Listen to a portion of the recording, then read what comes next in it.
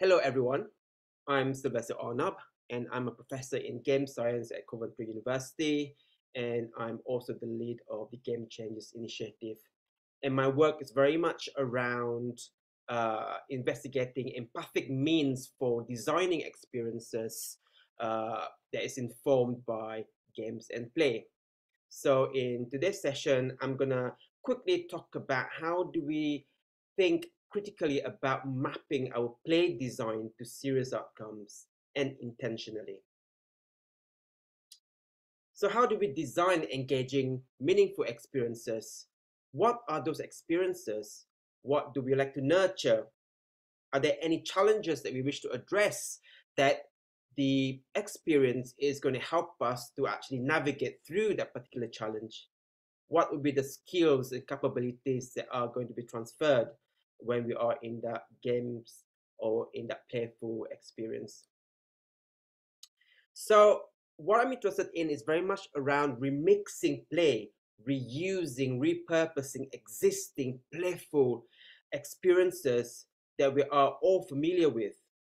How can we replicate that emotional connection that we had with that particular experience? And can we create new resources, new activities, new experiences, or new technologies, or new solutions that would help us to develop certain skills or develop certain sort of capabilities by using playful resources or game-based resources.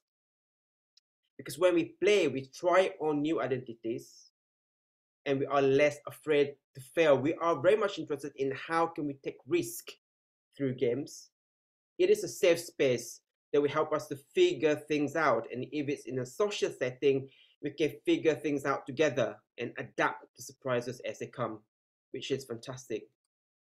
So we have been investigating play through so many different projects, trying to understand more about the different aspects, the different values that play and games would provide in the way that we create games, or in the way that we create experiences, and in the way that we implement them, and in the way that we impact those who are playing our games.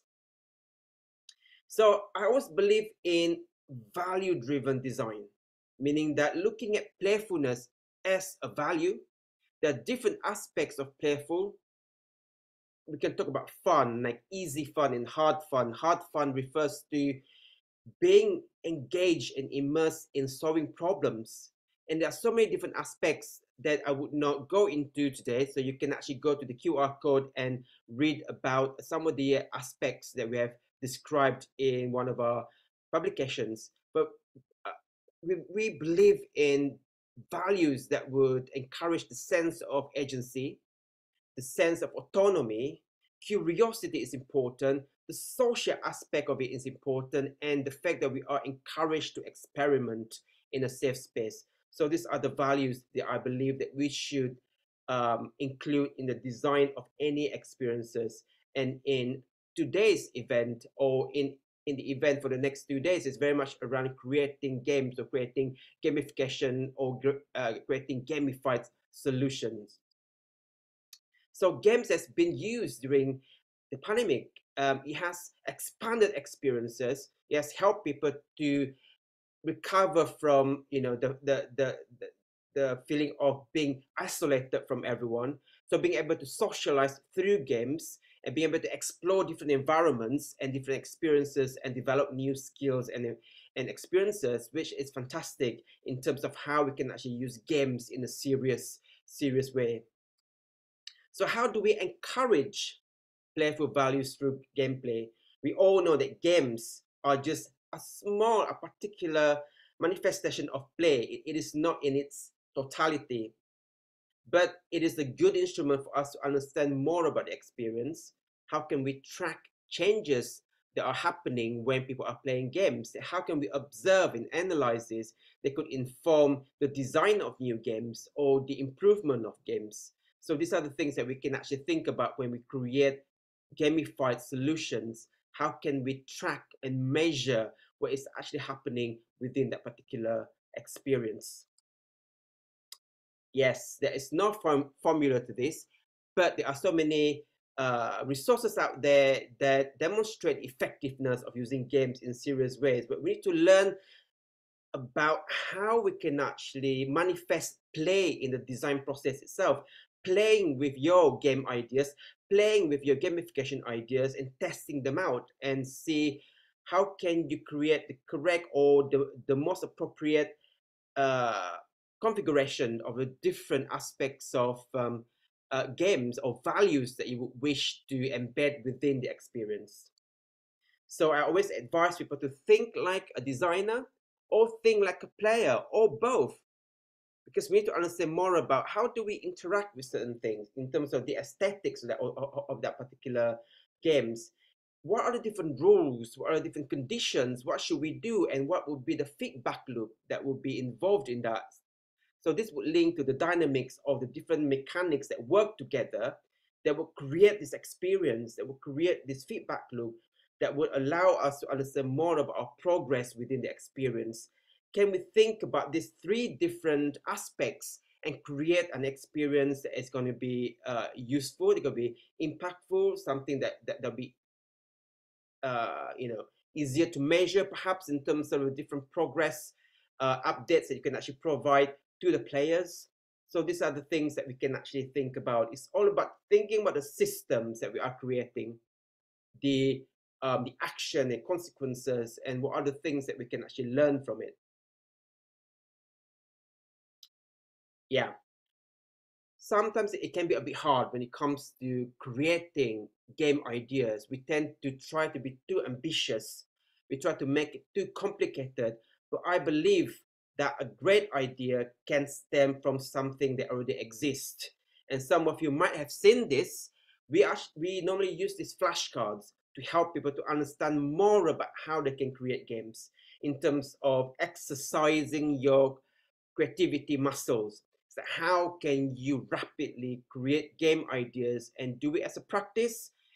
In this case, we've got a topic card which is climate change, and the game inspiration is Batu Seremban, which is like a Malaysian game where you pick up stones and then you would do different challenges, whether you are gonna pick up two pebbles, or when you're gonna pick up three or four pebbles in the different levels, and how can we then use this particular game and address the issue of climate change perhaps. So you might be able to use the different rocks or different pebbles that you use in this particular game to represent different elements of the ecosystem and how they interconnect. So different questions that you can ask will help people to think about the interconnection of the different elements and what are the consequences of those. So this is an example of how you can actually use a topic card and a game inspiration to inform the way that you exercise your game design muscle or game ideation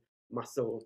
And some of the examples here which have been implemented, um, homelessness and game inspiration is Monopoly, and a game which is called Homeless Monopoly has been developed and created and co-created by students, by researchers at universities, by charities who are actually working with homeless people in Coventry. And you can see that the co-creation itself helps people to understand more about how to create impactful games, games that are currently being used in communities to raise awareness on the different issues concerning homelessness, the spectrum, the huge spectrum of what does it mean to be homeless. And the same approach is also being used by teachers in schools who have created so many different games. Here you can see hopscotch game which has been remixed into a science game where they will encourage young people to really engage with science topics through the method of games. But some of the issues in terms of when we create playful resources or gameful resources, they are meant to impact the players in so many different ways. Assessment, measurement are the things that people always ask about when we work in schools. They always ask, how do we measure this? How do we know that someone actually learned something? Of course, we all agree, I'm sure, that using games in education, for example, is effective. But the real question is, Why are they effective? Which part of the games that would, help us to understand more about the learning experience, right? So this is something that we need to think about. And one way to look into this is very much around thinking about the mapping of the serious mechanics, the serious outcomes, the serious objectives, and map it against your game design aspects. In this case, as you can see on the screen, it's about learning mechanics. What are the activities in learning, the verbs in learning, and also in game mechanics in terms of the verbs in game design. What do you do in the game? How do we interconnect this? And how this then can inform us to not only evaluate games, but also to design new games. So where the game situates should inform what your game is about as well. It's like, where does it situate? Is it going to be used within a classroom setting? Is it going to be used as a standalone game? Is it going to be something that is going to be in a social setting? So we need to think about where the actual learning or where the actual serious impact should happen. So this is something that you can think about in your design. So I can give you an example here. For example, if you're thinking about creating learning games, it can be any games really, but you need to think about what are the context of your game. What is it for, right? So in this case, if it is for learning, I can use one of the most famous learning models, which is called Bloom's taxonomy, that is helping us to understand more about lower order thinking and higher order thinking, in this case from retention of knowledge through to creating something, right? So different types of skills. How do we can then map this against this, right? Is it possible to see the different levels or the different levels of learning? How can it be supported by the game mechanics and the learning mechanics that can be interconnected, which will inform the way that you design your games? So as an example, a game that we created to help understand more about um, cultural um, competencies is that how do we understand more about cultural stereotypes, generalizations, anything to do with competencies that will help us to be more understanding of the different cultures in how we can actually work in multicultural organizations. So in this case, one of the objectives that we're trying to achieve is very much around reflecting on cultural stereotypes. So how do we then think about the learning and game mechanics mapping of this? In this case, we say, okay, we need people to be able to hypothesize that they've got their own hypothesis of, if I do something, this is going to happen, and they can reflect on it. There might be some question and answer for them to try and remember what they've learned or something they can apply. What are the feedback loop that we are going to give them in terms of the reflection of the system, of the game that will in a way help them to progress in their learning? And what are the game mechanics that is going to support that? In this case, for example, for hypothesis and reflection, in this case, we think that using narrative and story would help in terms of creating a scenario that is going to help people to hypothesize, and endogenous fantasy, meaning that they are using contexts which are quite similar to the topic that is being learned. And some of the other game mechanics that would link to the other learning mechanics. And most importantly, is the how, right? How do we implement this? This is where we can sketch our ideas, sketch the concept, sketch the storyboards in terms of how we can then address this interconnection between the learning and the games that will address the learning objectives. You can do the same thing with any objectives out there as long as you understand what are the different types of activities and action that should happen within a particular game. And we have used the same concept for creating virtual escape rooms. This is to address the issue of having to teach on Teams. Microsoft Teams, during the pandemic, our lecturers were in the way advised to teach on platforms such as Teams, and it's quite dry, especially in this case, they want to teach study skills, a critical skill. So how do you actually teach it online?